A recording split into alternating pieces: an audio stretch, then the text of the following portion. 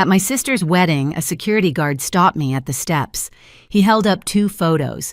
My children's faces, each stamped in black ink, "Do not admit." Behind him, guests laughed, champagne glasses, clinking camera flashes, catching the perfect light. My father looked away. My stepmother smiled like it was logistics, not cruelty. My 6-year-old asked Mom, "Did we do something bad?" I didn't answer. I handed over the gift envelope and turned around. They thought they'd erased me from their perfect day. They didn't know by sunset their celebration would turn into a reckoning, and I wouldn't have to say a single word. I teach yoga for a living, morning classes at the studio, private sessions in the afternoons, and online ones after my kids go to bed. It's quiet work, calm work, the kind of life where you can hear your own thoughts. I used to think that was peace. Now I know it was just silence I hadn't questioned yet. My name is Rachel. I'm 34, married to Ethan, and we live in a small townhouse where towels never stay on their hooks, and the shoe basket never has the pair you need. We have 2 kids, Noah 6, who carries a dinosaur flashlight everywhere, and Ella 3, who calls strawberries red moons. Our home isn't perfect, but it's ours. The kind of messy warmth that smells like coffee crayons and laundry detergent. Then there's my family, the one that never felt like mine. My father David remarried when I was 12. He used to tell me family is everything, which usually meant don't make things difficult. My stepmother Kira runs our family like a luxury brand. White tablecloth dinners, perfect lighting, and a tone of voice that sounds kind until you listen to the words. And my half-sister Lila, 26, an influencer who calls herself a lifestyle muse. Everything she touches is beige, curated, and filtered. Growing up, Kira called me the strong one. It sounded like praise. It wasn't. It was permission to use me. I carried boxes, fixed chaos, cleaned up messes that weren't mine. When Kira wanted calm, she sent me to soothe my crying baby sister. When Lila wanted attention, she got it. When Dad wanted peace, I gave it to him by swallowing mine. So when Kira called this past May and said, "We need to talk about the wedding," I already knew what that meant. I was at the studio wiping down mats, the air still warm from class. She started with her usual melody, how everything was coming together beautifully. Then her tone shifted soft and heavy, like a hand pressing on my shoulder. "Lila's venue needs a deposit," she said. They mentioned Friday. I didn't respond right away. I'd learned silence could buy me time. "You always step up. Rachel," she added. The same line she'd used since I was 15. And just like that, I felt the old reflex rise, the urge to help, to fix, to keep things smooth. Dinner that night was a performance as always. Kira's table glittered under soft light. Lila arrived half an hour late, glowing like a commercial. Her fiancé Parker followed behind, her polished rich, the kind of man who calls waiters buddy. Kira had a binder, of course. She opened it like scripture, revealing glossy pages of venues, flower arrangements, catering menus, all with prices printed neatly beside them. $30,000 in total. She said it casually, like the weather. "Just the deposit, sweetheart," she told me. "You can handle that, right?" My husband Ethan looked at me across the table. He didn't say no, but his eyes did. My father raised his glass and said, "Family comes through for family." Lila smiled and added, "It's for love, Rachel." That word love always seemed to mean open your wallet. On the drive home, Ethan was quiet. "You don't have to keep fixing them," he said finally. "I know," I whispered, but I didn't stop. The next morning, I transferred the deposit, half our savings. I told myself it was temporary, that it would come back, that doing right would keep the peace. I didn't know then that peace in our family only existed when I was paying for it. The weeks after that dinner blurred into a slow, familiar pattern, texts from Kira, calls from Lila, and my own guilt disguised as responsibility. Every message had the same rhythm. "We just need one more thing. You're the only one we can count on. The vendor deal ends tonight." At first I said no. Then I said maybe. Then I said fine. Each payment chipped away at something invisible. Not just the balance in our savings account, but a sense of fairness I didn't realize I still believed in. Ethan watched me transfer money like someone watching a slow accident they couldn't stop. "You're letting them rewrite what family means," he said one night. They're my family, I replied. If I don't help, who will? He looked at me quietly. Maybe that's the point. The requests grew. The florist wanted an early retainer. The DJ had a special rate. The videographer needed a deposit before the next couple booked them. Every time I hesitated, Kira would say, "You always step up," and that sentence, those 4 words, felt like a leash snapping around my neck. At yoga, I told my students to breathe, to let go of tension, to stay grounded. But I was the one floating away. The day I realized how far I'd gone was when Kira texted, "No kids at the wedding. Bride's vision is elevated." I stared at the screen for a full minute. My phone buzzed again, another message. "We'll figure something out for you. We'll figure something out" was code for "you'll bend again." That night over dinner, Noah asked if he could wear his dinosaur tie to Aunt Lila's wedding. He said it with pride, like he'd been invited to something big. Of course I told him, forcing a smile. Ethan watched me. He didn't say a word. Days passed. More invoices arrived. More reminders. I started keeping a list on my phone. Venue deposit $12 or $800, catering $8, $750, florist $2, $200, string duo $1, $600, DJ $1, $500, content team $2, $500, 30 grand. Neat, complete. Quiet theft dressed as gratitude. Then came the rehearsal dinner. Kira texted that morning, adults only. Less chaos. Ethan offered to stay home with the kids, but I told him I'd be fine. I wasn't. The moment I walked in, the air changed. Everyone was smiling too much. Lila was glowing in white. My father was playing the proud parent. Kira was in full hostess mode, hugging guests she barely liked. I stood in the corner holding a glass of water like it was armor. Lila came up to me, mid-toast, her hand brushing my arm. "Rach, just so you know, the kids might not be comfortable at the venue. There's so much glass and, well, it's kind of high-end." "High-end," I repeated. She blinked. "Yeah, it's not really kid-proof." Something inside me went cold. "So you're saying my children don't belong?" "Oh, don't make it dramatic," she said, smiling for the guests nearby.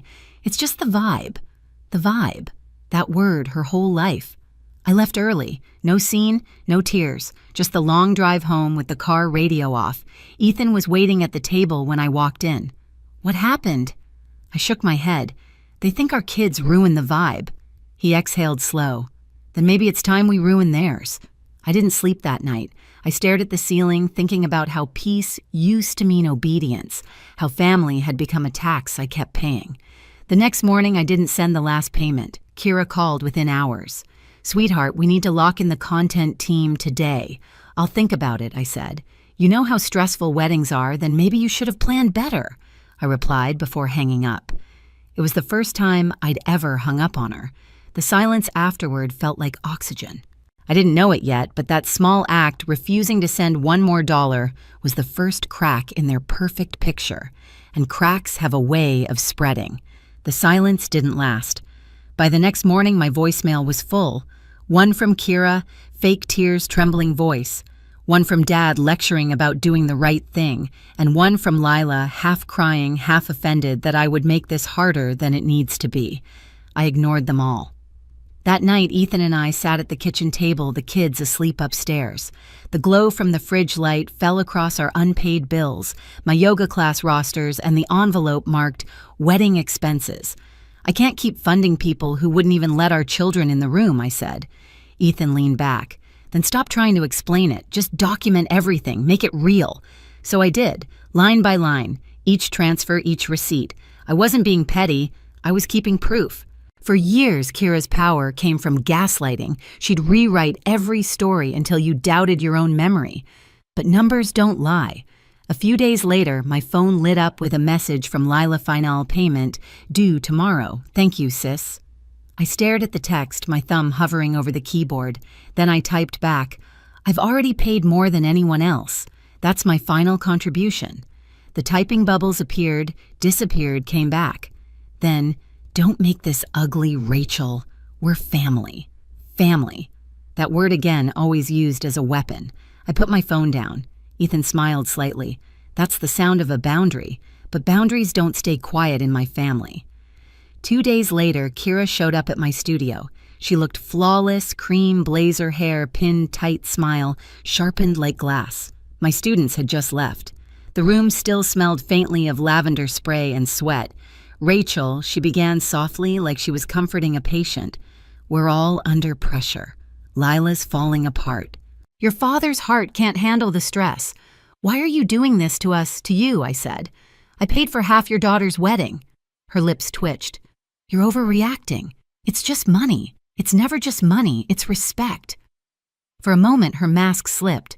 Then she leaned closer, voice sugar sweet again. You'll regret turning your back on family. I held her gaze. No, I regret waiting this long. She left without another word. The door clicked shut, and I stood there shaking not from fear, but from release. That evening, I drafted an email to Kira, David, Lila, and Parker. Subject: wedding contributions. Breakdown and balance. I listed every expense, every date, every transfer. Then at the bottom, I wrote, as of today, total paid $29,350. You have denied entry to my children at the event I financed. I expect repayment in full. 12 months, first installment due next month. This isn't about revenge. This is about closure. I read it twice before hitting send. Ethan put his hand on my shoulder. You okay? I nodded. For the first time, yes. The next morning, my father texted, let's talk privately, sweetheart. Lila posted a story, her wedding countdown, smiling under fairy lights. They still thought I'd stay quiet. They didn't realize that silence when chosen can be the loudest sound in the room. The wedding day arrived like a storm pretending to be sunshine. The morning light streamed through our kitchen window, cutting across the cereal bowls and half-packed bags. Noah wore his little dinosaur tie, proud and wrinkled. Ella twirled in her blue dress, her hair full of uneven curls because she'd insisted on doing it herself. I watched them and thought maybe they'll remember the drive, not the people waiting for us there. Ethan adjusted his collar. You don't have to go, he said quietly. I do, I told him. Just not for them. The venue was 30 minutes away, a restored barn turned into a luxury wedding site, all white walls and fairy lights and curated fields of grass. We drove in silence. The sky was perfect, the kind that photographers call cinematic. I remember thinking how cruel it was that beauty could hide so much ugliness.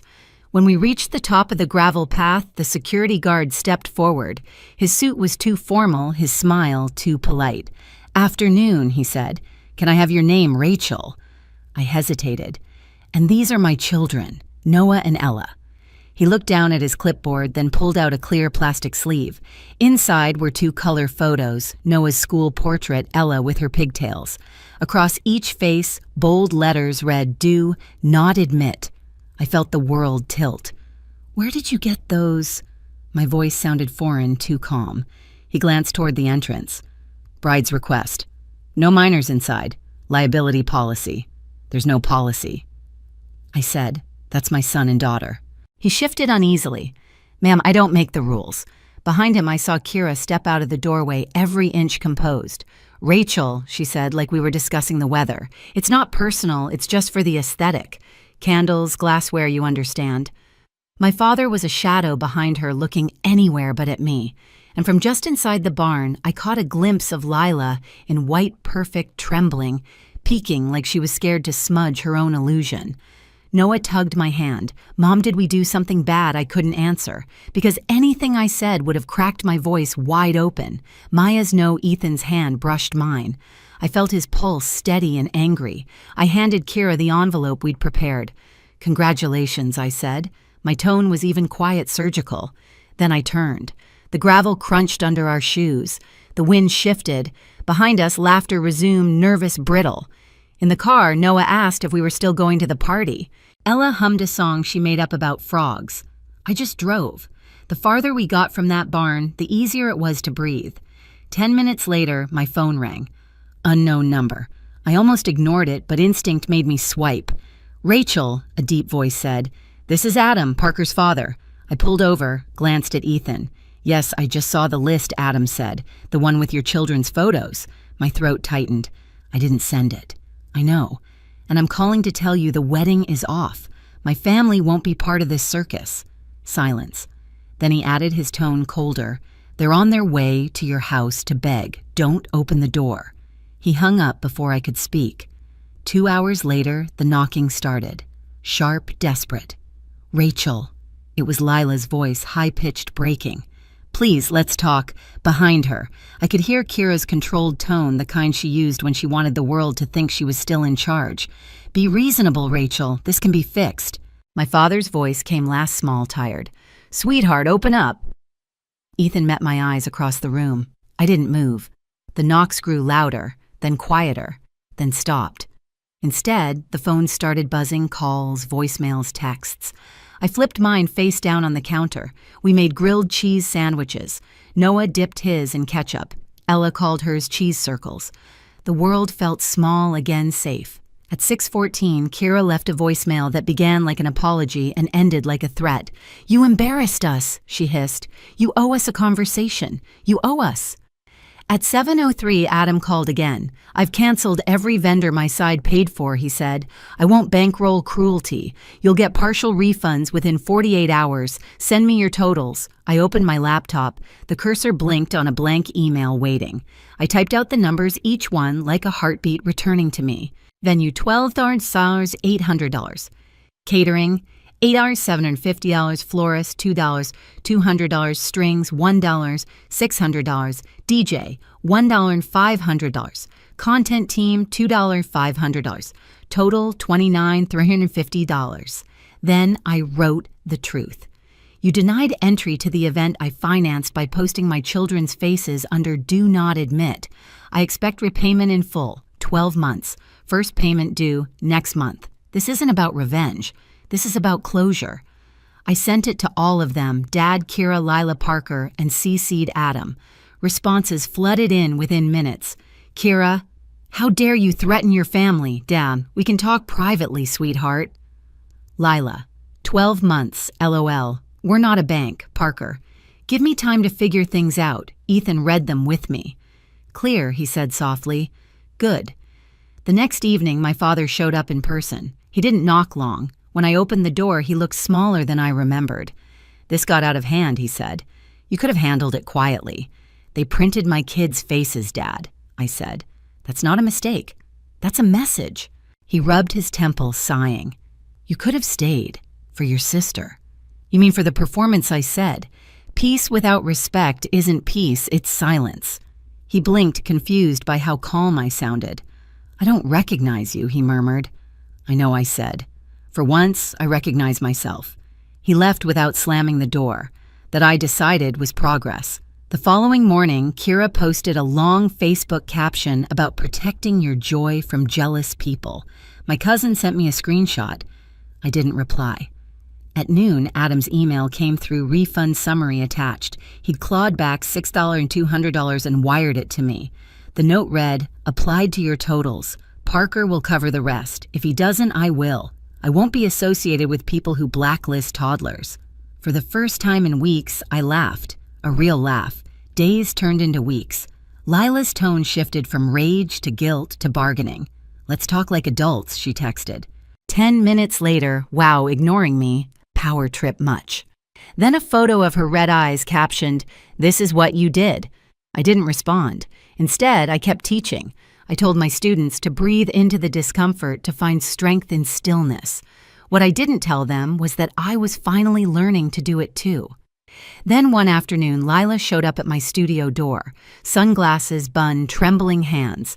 She took them off, eyes swollen. "You made a scene," she said. "You made a list," I replied. "It wasn't personal. It was a picture of my son," I said. "You let it exist." She exhaled, voice cracking. "Mom says you've always hated me." "I've always paid for you," I said. "There's a difference." She looked down. "So what now?" I folded my arms. "We say hello at birthdays. We don't exchange money. We don't use guilt as love." Lila nodded slowly, like a student hearing a lesson too late. "Parker and I got married at the courthouse yesterday," she said. "You weren't invited." "Good," I said. She blinked, caught off guard by how little that hurt me. "They'll keep paying," she said. "Good," I repeated, because this time good wasn't surrender. It was freedom. By autumn, the payments came on schedule, small digital echoes of accountability. Each month, a quiet ping in my inbox, transfer received. The memo lines almost made me smile. For peace, for closure, for lesson learned. By the 9th month, the final deposit cleared. Adam sent one last email, applied remaining vendor credit. Your balance is 0. You did right by your family. That matters. I stared at the words until they blurred. Then I opened my old note labeled Lila Wedding and typed one last line, balance $0. I didn't delete it. Some records deserve to stay. That night, my father invited us for a barbecue. I almost said no, but Ethan looked at me and I nodded. The backyard smelled like charcoal and rain. Dad flipped burgers. He looked older, quieter. He asked Noah about school, asked Ella what her favorite color was. Finally, he turned to me. You're different, he said. I'm better, I replied. He nodded as if that was a door he might finally walk through. On the drive home, the sky turned soft and orange. Ethan reached across the console, squeezed my hand. You did it, he said. I didn't fix them, I said. I fixed me. At home, Noah chased Ella through the hallway. Towels fell from their hooks. Shoes scattered everywhere. Ordinary chaos, the kind that's ours alone. Peace. This time didn't feel like silence. It felt earned. Some people still say I overreacted, that it was just a wedding, but those people have never seen their children's faces printed under the words, "Do not admit." I didn't slam doors. I didn't shout. I just stopped standing where I was told to stand. That was enough. Being the good daughter used to mean staying quiet no matter the cost. Now it means protecting my kids, my peace, and the home we built. If you've ever had to draw that line, if you've ever walked away instead of bowing down, share your story. You're not alone. My own sister texted me, "Don't come to Mom's retirement party. She doesn't want you there. No call, no explanation, just a sentence dropped into my night like I didn't exist." What hurt more? My dad liked the message, so I didn't argue. I didn't beg. I typed one word, cool, and quietly stopped paying for the venue. 7 days later, the celebration they'd planned without me started to fall apart. My phone lit up for hours, names stacking on the screen. And trust me, that was only the first consequence. Before I tell you how this ended, hit like and comment where you're listening from. If you've ever been erased by your own family, I want to hear from you. I'm Olivia. I was 34 when I finally understood how replaceable I was to the people who raised me.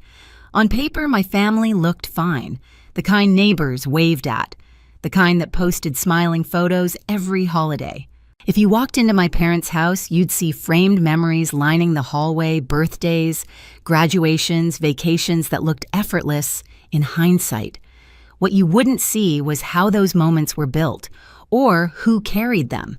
That was usually me. I worked a stable job that required organization, patience, and problem solving. Somewhere along the way, those skills quietly transferred from my career into my family. I became the one who booked things, paid things, smoothed things over. I didn't announce it. I didn't keep score. I just did it because someone had to. My mother liked things done properly. My father liked things peaceful. And my younger sister, well, she liked being celebrated. She was the loud one, the charming one. The one whose mistakes were always explained away as stress or passion or someone else's fault. Growing up, if something broke, I was asked why I wasn't more careful. If she broke it, we laughed and moved on. That dynamic never really changed. It just grew better dressed. When my mom announced she was retiring, everyone talked about how special it was. Decades of work, a milestone, a moment she deserved to enjoy. My sister talked about how big it should be. My dad talked about keeping things simple. And somehow, without a meeting or a plan, the responsibility landed in my lap. I didn't mind at first. I found a venue that felt warm, not flashy. I coordinated catering. My mom actually liked not just what looked good in photos. I handled the payments quietly the way I always did. Bills were just numbers to me, problems with solutions. I didn't expect a thank you. I never really had. What I did expect was to be there. There was a photo I kept thinking about while I planned everything. It was old, slightly faded. My mom and me in the kitchen when I was little. She was laughing mid-spin, apron crooked. I was holding onto her hands, off balance, smiling like nothing could go wrong. I held on to that image more than I realized. Maybe part of me thought this party was a way back to that version of us. The night my sister texted me all of that cracked. Not shattered, cracked. Because when someone tells you not to come to a celebration, you built it. Forces a question you've been avoiding your whole life. Was I family? Or was I just useful? That question stayed with me long after I set my phone down, and it followed me straight into the days that came next. The message came late, the kind of hour where nothing good ever arrives. I was at home, shoes kicked off near the door, the room lit by a single lamp I'd forgotten to turn off. My phone buzzed once on the coffee table. I didn't rush to it. I never did anymore. Most nights it was just noise group chats. I muted reminders I already knew by heart. Then I saw my sister's name. The text was short. No greeting. No softening the blow. Don't come to Mom's retirement party. She doesn't want you there. I stared at the screen longer than I want to admit, long enough for my brain to search for context that wasn't there. A joke. A misunderstanding. Anything that made it make sense. My sister had always spoken bluntly, but this wasn't blunt. It was surgical. Before I could respond, another line appeared. Dad liked the message. That tiny detail hit harder than the words themselves. My father had always claimed neutrality. He believed staying quiet was the same as staying kind.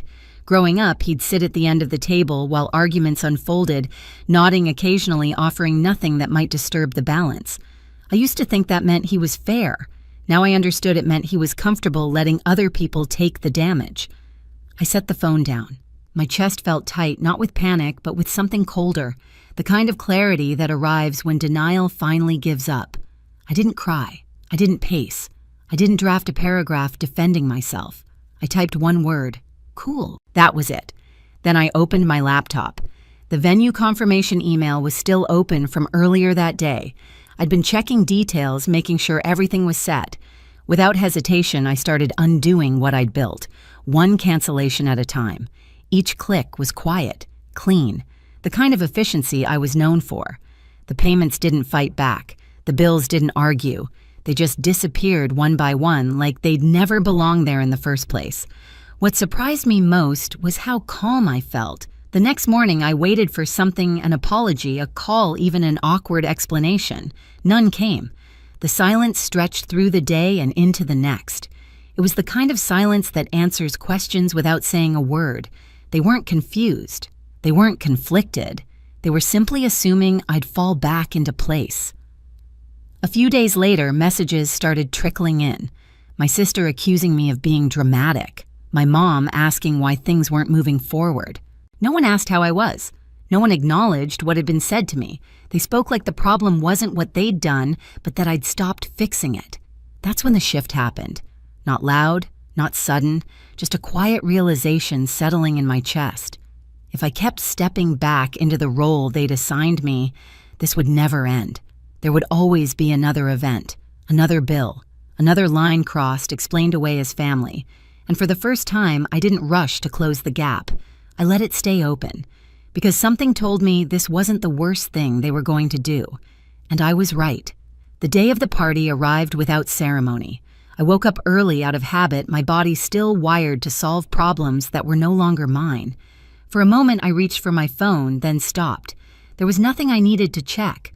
No schedules to confirm, no last-minute fixes to make. Instead of driving toward my parents' house, I went in the opposite direction. I spent the morning in a quiet corner of the city, somewhere neutral, where no one knew my family name. The air felt lighter there, like I was borrowing a life that didn't expect anything from me. My phone stayed face down on the table beside me. I didn't need to look to know what was happening. I could picture it clearly. People arriving confused. My sister scrambling. My mom smiling too hard, pretending this was exactly how she wanted it. The kind of chaos that only shows up when the person who holds everything together quietly steps away. Mid-afternoon, a message came through from a cousin. No commentary, just a photo. The celebration had been moved to the garage. Folding chairs lined up unevenly. A banner drooped against the wall, the letters curling at the edges like they'd given up halfway through. Half the guests I'd personally followed up with weren't there. probably assumed the whole thing had been canceled. My sister stood near the center holding a store-bought cake like proof she'd tried. Her expression wasn't proud. It was tight, calculating. I turned my phone off. That evening, the calls started. My sister first, her voice sharp, accusing me of ruining everything. My mom after that demanding an explanation as if confusion had suddenly become her language.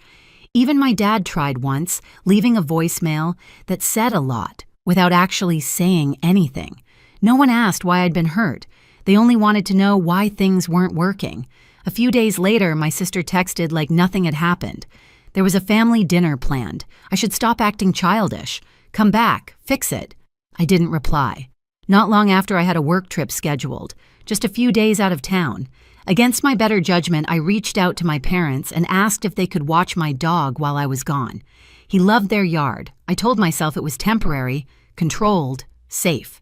When I returned, something felt wrong immediately. No barking, no nails clicking against the floor.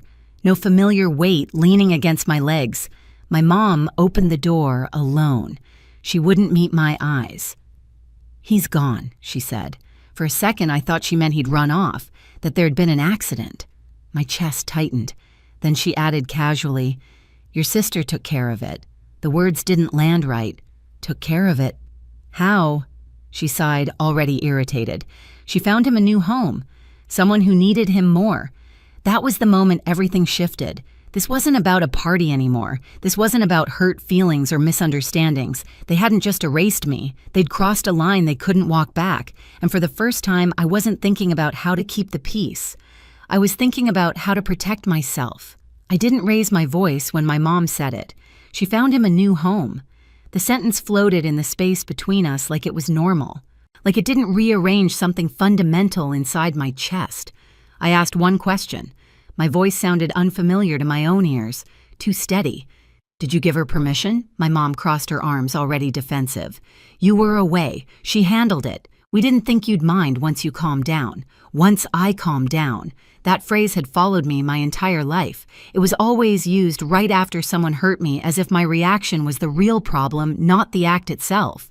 I walked past her into the house, slowly, deliberately. I wasn't there to argue. I was there to understand exactly how far they'd gone.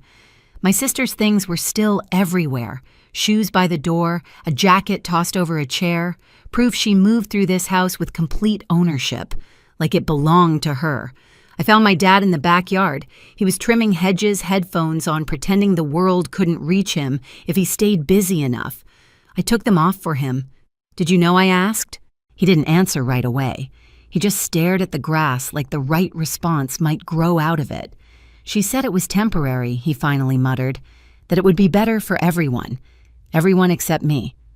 I left without another word. In my car, I sat there longer than necessary, hands on the steering wheel, breathing through something that felt like grief, mixed with rage. But underneath it all was clarity, sharp, unforgiving. They had taken something that was mine, not emotionally, legally, and they had done it because they were certain I wouldn't fight back. They were wrong. That night, I didn't call my sister. I didn't show up at her place. I didn't send messages demanding explanations. I gathered proof. Adoption paperwork, vet records, registration information, payments I'd made over the years. Everything with my name on it. Everything that showed I wasn't just emotionally attached, I was the owner. The next morning, I made one call, not to family. To someone whose job wasn't to keep the peace, but to uphold the rules everyone else assumed didn't apply inside a family. I explained the situation calmly. No dramatics, just facts. My dog was sold without my consent while I was out of town. There was a pause on the line, then a simple response. "That's not a family issue. That's a legal one." Hearing that felt like oxygen. By the afternoon, things moved quickly. When officers arrived at my parents' house, my mom looked genuinely shocked, like she couldn't believe I'd involved outsiders. My dad hovered behind her, silent as ever. My sister wasn't there yet. They tried to explain before anyone asked them to. "She's overreacting. It was a misunderstanding." "We were just trying to help." The officers listened politely, then turned to me. I handed over the documents, one by one. They read, nodded, asked clarifying questions. Professional, detached, exactly what I needed.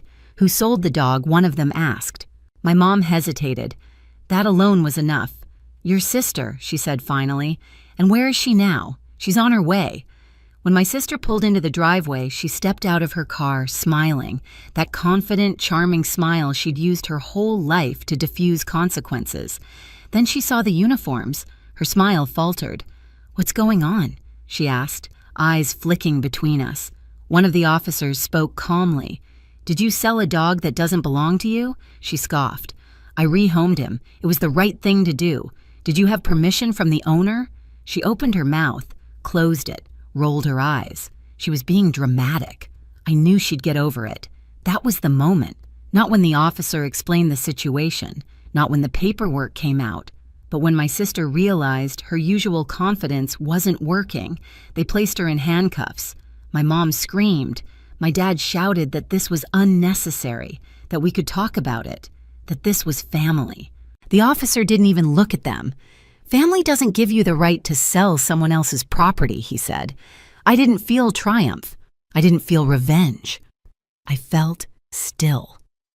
At the station, everything became quieter, more procedural, less emotional.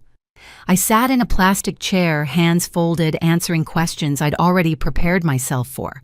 They told me how much my sister had sold him for, a small amount, like he was nothing more than an object to be moved for convenience. They asked if I wanted to press charges. I asked for the night. That evening, my phone filled with messages I didn't read, voicemails I didn't open. I went home to an apartment that felt too quiet without the familiar sound of paws on the floor. I slept badly. The next morning, I got the call. They'd found him. When I walked into the station, he recognized me immediately. He ran toward me so hard his whole body shook. I dropped to my knees and wrapped my arms around him, breathing in that familiar scent, grounding myself in something real. I pressed charges. That part surprised my parents the most. They thought getting him back would be enough, that I'd take the win and smooth things over like I always had. But this wasn't about punishment. It was about a line. My sister paid restitution through legal channels. There were no apologies, just bitterness, just blame. That night, my mom left a voicemail. She started calm, then angry, then desperate.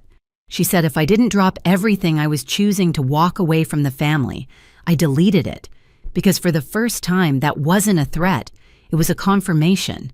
They had built a family that only worked if I stayed silent, and I was done being quiet. The house felt different after that, quieter but not empty. He slept pressed against my leg the first night back like he needed to make sure I was real. I didn't move until morning. I let the stillness settle into my bones, replacing the constant tension I'd carried for years. The legal part wrapped up without drama. Restitution went through the proper channels. No heartfelt conversations followed. No apologies showed up late and trembling, just distance, clean and unmistakable. I changed the locks, updated my emergency contacts, removed names that had been there by default, not by trust. It felt strange how simple it was, how long I'd delayed something so necessary. My parents didn't come by. My sister didn't reach out. The silence this time felt different. It wasn't punishment. It was the natural consequence of boundaries finally holding. I kept working. I cooked dinners I actually enjoyed. I took longer walks. I stopped bracing myself for the next demand. Some nights I thought about the party, about the message, about how easily they'd erased me. And then I'd look down and feel the warm weight at my side and remember why I stopped letting them. Peace I learned isn't loud. It just stays. For a long time, I thought love meant enduring whatever your family handed you. Now I know better. If being hurt is the price of belonging, it isn't love, it's control. And choosing yourself doesn't make you cruel. It makes you honest. If this story sounds familiar, you're not alone. Share your thoughts in the comments. Tell me where you're listening from, and hit subscribe for more real stories about boundaries, betrayal, and quiet justice.